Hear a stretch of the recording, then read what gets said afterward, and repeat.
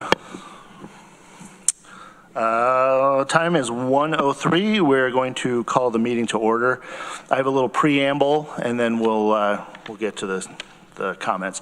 I'm Kurt Anderson, Interim Administrative Director for the Tompkins County Industrial Development Agency, or TCIDA. We will conduct today's public hearing and record the minutes of the hearing. It's also being live streamed on our YouTube channel. TCIDA board members present are to my left, Shauna Black, and to my right, Deborah Dawson. This hearing is being held in accordance with Article 18A of the General Municipal Law pursuant to a public notice published in the Ithaca Journal on August 1st, 2026.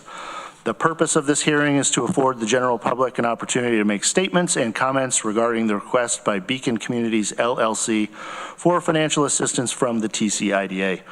Project consists of new construction of 230 1, 2, and 3-bedroom apartments for households ranging between 50 and 80% area median income. This project will span 10 buildings, 2 buildings totaling 100 apartments in the city of Ithaca, and 8 buildings totaling 130 apartments in the town of Ithaca. This project is financed by New York State Homes and Community Renewal, or HCR, using 4% low-income housing tax credit, tax-exempt bond financing, state low-income housing tax credits, and housing finance agency subsidy. This project will be subject to and governed by a minimum 30-year HCR regulatory agreement. Other sources include equity, a first mortgage, short-term bonds, a construction loan, and a deferred developer fee. I should note that Prentice Smith, also a TCIDA board member, just joined us. Financial assistance contemplated by the TCIDA will consist generally of exemption from property taxes that will be offset in part by contractual payment in lieu of taxes, or pilots, by the company for the benefit of the affected taxing jurisdictions. Also exemption from state share of mortgage recording tax and exemption from local and state sales and use taxes. Comments presented at this hearing will be taken into consideration by the TCIDA as part of its consideration of the application. Hearing will remain open until all submitted comments and members of the public who are present at the hearing have been given the opportunity to make statements or comments on the application. The question came up earlier, if the public comments at the previous meeting stand. They do. They are still public record. Anything received today will also go up on the IDA's website. If you haven't already and you do wish to speak, please sign the speakers list. Speakers will have 3 minutes to provide comment. I will start a timer after you've introduced yourself, so that doesn't buy any time. I will ask each speaker to sit at the table. Actually, stand at that microphone would probably be the best way to do it. Please state your name and address. If you are appearing as a representative of an organization or governmental entity, please identify that organization or entity and state its address as well. If you wish to submit a copy of your comments for the record, you may, and I would actually encourage you to hand them to me if they're written. That way we can get everything accurately. And finally, I want to remind you that the purpose of this hearing is to afford you, the public, the opportunity to make comments about the request for financial incentives to the TCIDA. This is not a question and answer or back and forth session. That said, we received one written comment during the comment period, and the chair of the IDA, Deb Dawson, will read that into record. Okay, thank you. Members of the TCIDA, I am writing this in my capacity as the City Council representative of the 3rd Ward, which includes South Hill and a portion of the Southworks project. One of the city's main priorities is and has been cost of living, and specifically the cost of housing. We have heard repeatedly from constituents that the high cost of housing is one of the most important issues for them and that it is a drag on our economy. Tax abatements to subsidize affordable housing in a former brownfield are a win-win-win-win for this city. We bring previously unusable land onto the tax rolls, increase the overall housing stock, target low-income housing, and do so without taking on additional expenses. If the TCIDA were to disallow these tax abatements, it would be a blow to the city's priorities, a hit to our economic health, and a setback for meaningful development on South Hill. Any rejection of the abatements should be based on clear, substantiated harm to the city and its economy. I am aware that the Board of Education has argued that tax abatements will harm their budget by not providing commensurate revenue for projected student enrollment. Specifically, the Board of Education is arguing that 230 new units equates to an additional 150 new students. In theory, tax abatements coupled with high levels of new student enrollees could squeeze the school's budget, but there is no data that supports this happening with the Beacon Hill development. Over the past 7 years, the TCIDA has supported the creation of more than 1,000 housing units in the city. Over the same time, the ICSD has lost 328 students, as well as the state aid that comes with them. As the historical data shows, new housing does not directly translate into new students. If it did, we would have seen a sizable student increase over the last few years, as hundreds of new units have come online. Instead, enrollment at ICSD has been flat. These numbers come directly from a report shared at the January 13th ICSD school board meeting. This report also projected enrollment declines of 20 to 27% over the next decade, more than 1,600 unused elementary seats, and laid out the cost savings for consolidating elementary schools, demonstrating excess capacity. Even if contrary to the data, this new housing did substantially increase new enrollment, the district obviously has the capacity to support it. In short, there is no evidence to support the claim that tax breaks for Beacon Hill will harm the school district. However, denying affordable housing is clearly contrary to the interests of the city and to the Third Ward in particular. Thank you, and it's signed by Pat Sewell, City of Ithaca alderperson. Thank you, Deborah. That is the only submitted written comment, so we're going to move to the list of those folks that are here in person, and first on that list is Sarah Garner. Sarah, please again state your name, any affiliation, address, etc. Okay. I'm still catching my breath from running up the stairs. Sarah Garner, full disclosure, I am a board member of the Ithaca City School District. I'm not here in that capacity. I live at 11 Spruce Lane in Ithaca, New York. This is off the cuff, but I agree with so much of the sentiment that was just read by you, and I am not here to debate whether or not public housing is needed. I believe in it. I think it's helpful for our community. I have just questions that are outstanding, and I think some of the questions were submitted in 2024 by the Ithaca City School District. I think there might be some miscommunication or misrepresentation. What I'm wondering is there any more information that Beacon or IDA can provide to us, the taxpayers, to tell us how this will impact the tax base?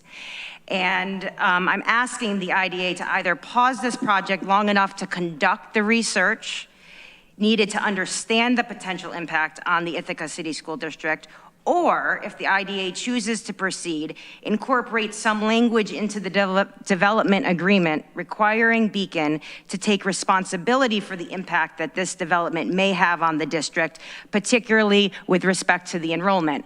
I'm not the expert. I don't know how that agreement would look. It would need to be thought about, but it seems like there should be, they should bear some cost if we have new enrollment coming in. If we don't, then they should not. I do respectfully disagree with the former chairman who spoke a couple weeks ago at the public hearing of the IDA, who stated that it's the ICSD's responsibility to conduct the analysis that we're requesting answers for. It should not fall solely on the school district to bear those impacts. If the IDA is considering incentives for development, it should also ensure that the consequences of the development are understood and appropriately addressed. At a minimum, we need more research and transparency around what happens if we get an influx of students. And if the project does move forward, the development agreement should include clear language requiring Beacon to share responsibility for reasonably foreseeable impacts on the school district. Thank you so much for your time. And I appreciate you having a second hearing since there were technical difficulties prior. Thank you, Sarah, and thanks for your patience and for your comments as well. I'll be able to glean the notes from the live stream recording, so we'll make sure it's on record and posted. Next on the list, Adam Krantweiss. Did I get that right? You did. Hi, my name's Adam Krantweiss. I live at 109 Comstock Road in Ithaca. I'm also here today as I'm the president of the Ithaca City School District Board of Education at 400 Lake Street. And I'm really here today just to actually read aloud the first part of the ICSD press release regarding the proposed two-building project by Beacon Communities at Southworks. Because it wasn't read aloud. Some of the letters were read aloud, I think, during the last hearing, but this one was not. I'm speaking as an individual board member, but I'm reading the release that the board issued on July 27th. In short, our position is that this project should be paused until a completion of a comprehensive study of the impact of the Ithaca City School District on the Ithaca City School District. And these are our concerns. As members of the Board of Education, we're stewards of the district's fiscal health. The district is responsible for providing every child residing in the district with a free, high-quality public education. Approximately 70% of the district's revenue comes from local property taxes. Development that brings children but contributes little or no property tax revenue is a concern. And this is not part of the statement, but it's interesting part of the conversation about the type of development that might bring new individuals versus development that might not. And I wonder if affordable housing might bring children to the district. Based on the proposed configuration of the 230 units, we estimate that 150 children will attend district schools at our approximate marginal tuition cost of $25,000 per child. The total cost of the district could approach $4 million per year if these children are new to the district. We recognize that our revenue is based on development of the community as a whole. For example, projects in College Town might pay property taxes with few or no children. Nonetheless, even at its approximate assessed value of $12 million, the project would generate about $180,000 in school taxes, the equivalent of about 7 students. The developers propose a pilot payment of 12% of NOI, which would presumably result in school taxes well below the $180,000. The developer has significant control over the first year NOI. For example, a developer could increase operating costs such as security patrols and reduce revenue or parking fees to ensure a first year NOI close to zero. This tax amount would increase by only 2% per year for 30 years, well below typical tax bill increases, ensuring a reduction in relative taxes over time. Thus, whereas most TCIDA projects migrate to full tax bills after 7 to 10 year abatement, this project would pay little or no taxes for 30 years. The district receives none of the sales tax revenue that this project could potentially generate. And it is our fiduciary duty to express caution and request a pause of this project as we're concerned about its fiscal impact on the school district. Thanks.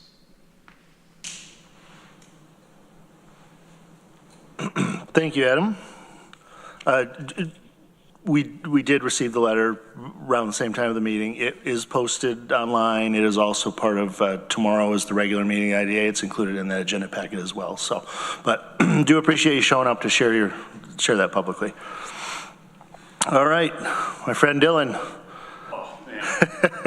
All right, I'm not a public speaker, so I don't like to really do this, so I'll probably stumble a little bit, but I'm Dylan. I lived on South Hill like my entire life. My family's lived there since the 30s. My family members that worked at Morris Chain. I think that their project is trying to use a big picture that I have in my office and a bunch of their, I don't know, propaganda or whatever. So I'm going to first say that I'm going to disagree with the letter that was penned by the alderperson, specifically in the portion where he said that, talking about the brownfield site being redeveloped. I find it comical every time I see pictures about this specific portion of the project, showing the old dilapidated Morris Chain building and implying that that's the property that's being fixed by this specific project. What they should show is the amount of green space that they're actually going to destroy to build all this housing. I talked to a lot of people in the public, and very few people actually realize the amount of land that's tied with this, and it actually goes all the way up to the South Hill Business Campus, quite a ways up the road. And that is the property that they're talking about building on all of these, for all this apartment building. That land is green space. It's going to be easily clear cut and easily developable. It's also not part of the brownfield site. That land isn't contaminated. It's been green space for the entirety of like that, the history of that factory. It was all old farmland. Developers have eyed that land for years because of the location, the view, and the fact that it wasn't contaminated in the lower one. So I'm going to disagree with the penned letter of the alderperson who was saying that he wants to see the brownfield site developed. I don't think anyone doesn't want to see that site developed. It's it's an eyesore in the community. It'd be nice to get it going, and I personally would have loved to see it become a factory again and house thousands of jobs like it used to. Anyway, so as for the housing market aspect, I feel like our housing market's beyond saturated, especially with apartment buildings. Just down the road, one sits mostly vacant that's only a few years old. I've talked to many large landlords and property management employees, and they are talking about how their vacancies are currently as high as 50%, with the average being typically around like 30%. This project bases a lot of its rent prices off median area income, which our area median income is heavily skewed by college students who have little to no income, who are counted in these numbers. Due to them having such low income, they can qualify for some of this affordable housing because it's based off of median income, so they can fill this housing. So ultimately, a lot of the people who complain about wanting more affordable housing and workforce housing get booted out because they can fill them with, students, which I've seen happen in other projects. I feel like the developer is just trying to take all their risk. The developer is trying to take all their risk as long as we have a board that's focused on, giving out tax abatements. Any developer that's going to build is going to. Is that it? All right. That's all I got. Thank you. I appreciate it. Thanks, Dylan. I'll send you guys a more touched up one. Feel free to do that, and we'll enter that into the record, even if it wasn't read today. And next up is Teresa Alt.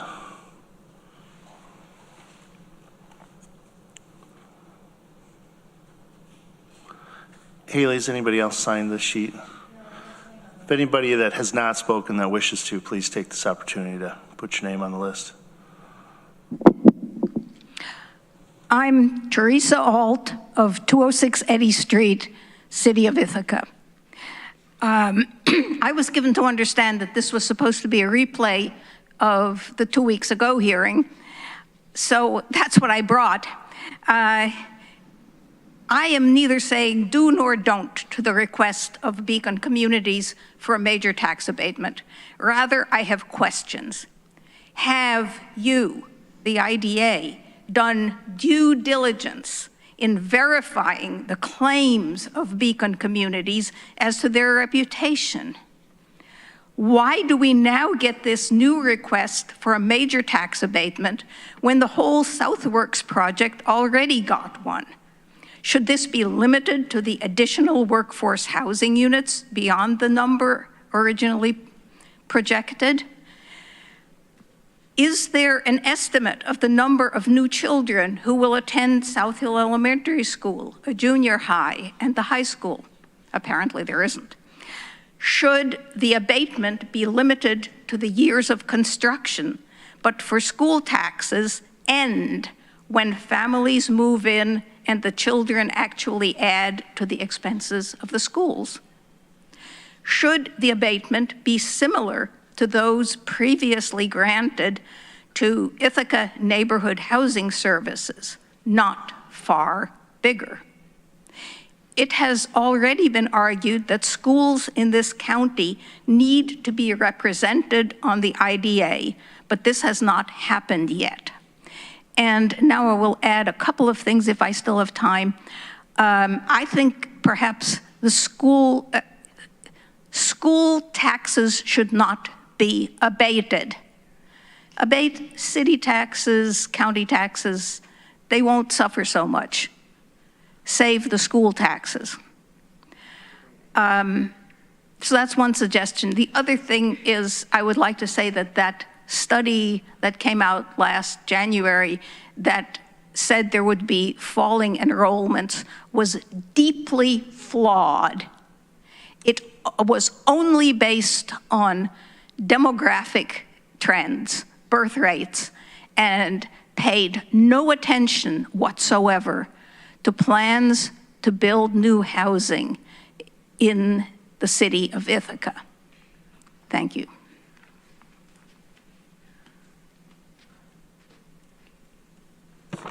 Thank you, Teresa.